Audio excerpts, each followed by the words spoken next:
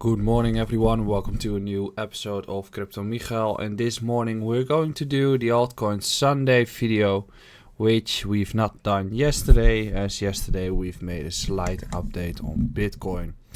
And today we're going to discuss why you should be interested in buying the dips on altcoins when nobody is discussing those dips, as the momentum and the social media engagement will only increase when something is moving.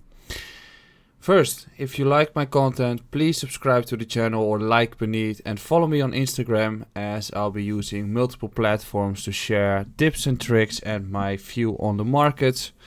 And there's much more to come, as right now I've first got a partnership with Miet, who's doing workshops in the Netherlands, and now I've got a partnership with Dopey Cash, the big Dutch YouTube channel, which are probably one of the best traders that I know of, and now we're going to work together and alongside each other to do some crazy stuff.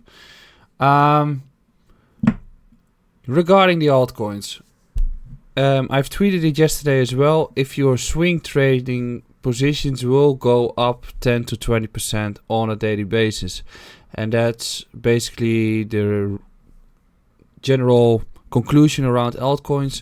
If you are in altcoins, they move heavily, so that's why you should be aware of having a certain risk management approach, or you have to have a plan, you have to have a plan before taking the trade, given that when you take the trade, you know where the targets are, you know what levels they should be holding when it's moving, to just continue deploying that plan.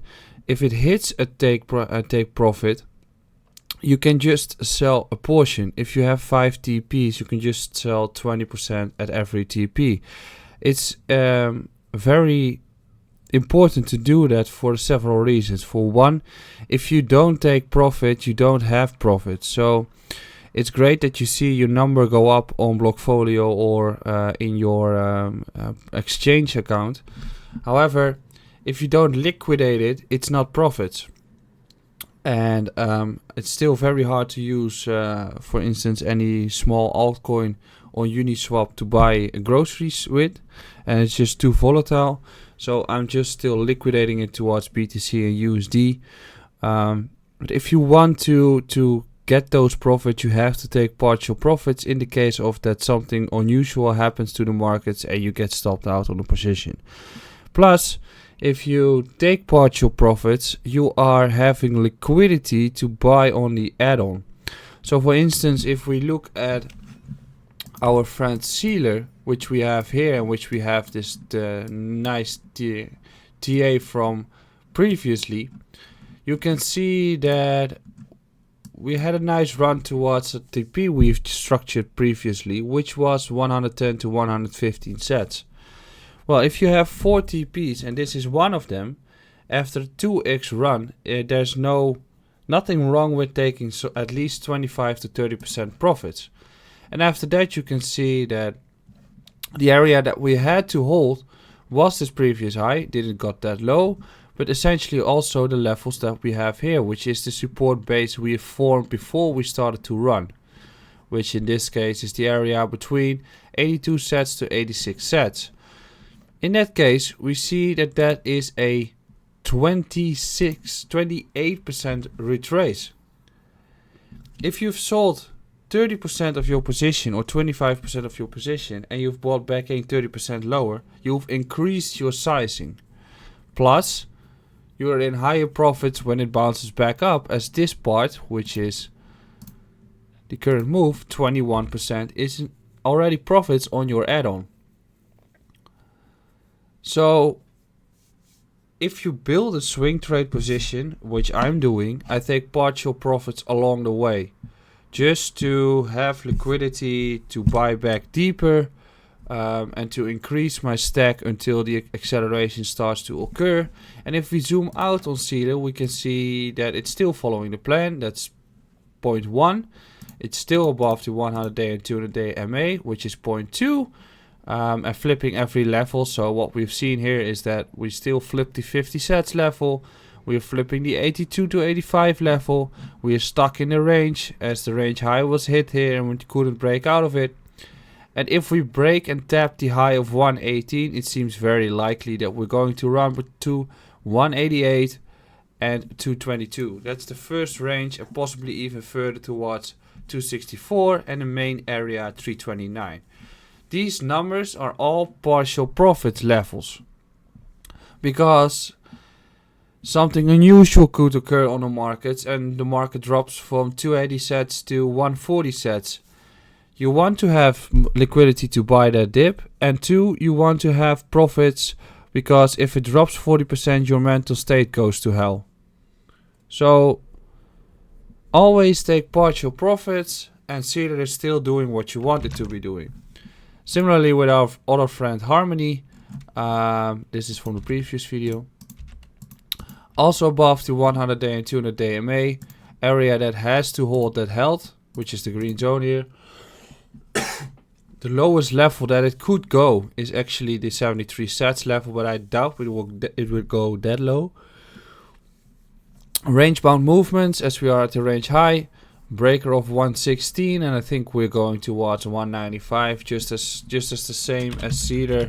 And Cedar USDT is also doing what it has to be doing, which is taking the range lowest support right now.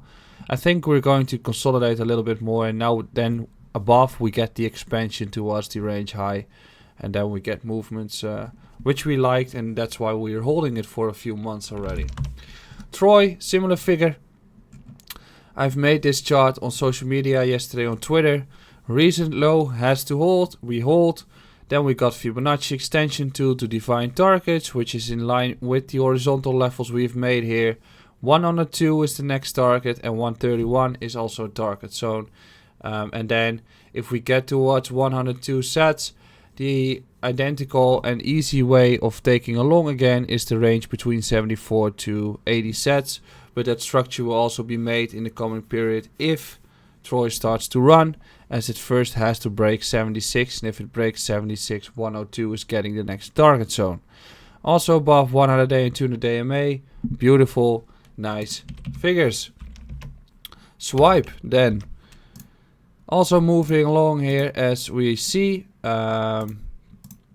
got towards the area that we wanted it to take for entries, which was the area between 225 to 240, held there.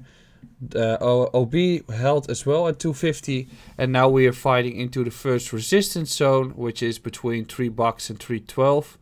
I'm not expecting that we're going to break through it in one go, so if we get a slight retracement towards the area around 275, which means something like this, I've actually made it already, is not unusual to expect. If we hold 275, I'm expecting to see a rally towards the 388 level, or maybe first 355 level to occur from here. So some consolidation, 285 to 275 should be an interesting level, but already we are up close to 40% on SXP, and we have discussed it on this channel. On MyZago, similar figure. We've discussed the levels we wanted it to be discussing, and we wanted to hold these levels. We did. Essentially, we did a nice move of 35% already. What you want to see is support. Preferably, you want to see the previous high become support again, which is the 5,000 sats level. You don't want to see the price drop below the green zone, but I don't want to see the price come back to the range low again, as when we come back to the range low again, I assume we're going to test the lower levels and we've got weakness. So you don't want to see the price below 49.50 to 5,050. If we hold here, we might see another rally towards 6,600 sats. Then finally, Komodo, doing what we wanted to be doing, as we broke above the 100 day and 200 day MA, and we are still stuck in the range. So the range is still there. We're getting compression going. We did make a higher low again, just like we did previously. And now you want to see a higher low occur, in which the 100 day and 200 day MA flip for support. So the 670 to 700 sats level, and maybe even towards 720, you want to see that support holds here. So if it holds, you get that support resistance flip as part 1, and you get that higher low as part 2, and you get compression going as part 3. And part 4 is the EMA start to occur support. So then the area starts to consolidate, and as we have tested all these levels, you finally get the chance to make a higher low, a higher high after this range bound accumulation construction. And then the first target is 1200 sets. So clear levels to hold are here. Clear structure is made here as well. And I think this video has been some valuable content for you. And I hope you've liked it. Tonight at 8 PM GMT +2 on Monday evening, we're going to do the first live stream again. And I'll see you back in a little bit. Please subscribe, like the video, reply what you want to see. And I'll see you on Instagram and a follow there as well. Have a great day.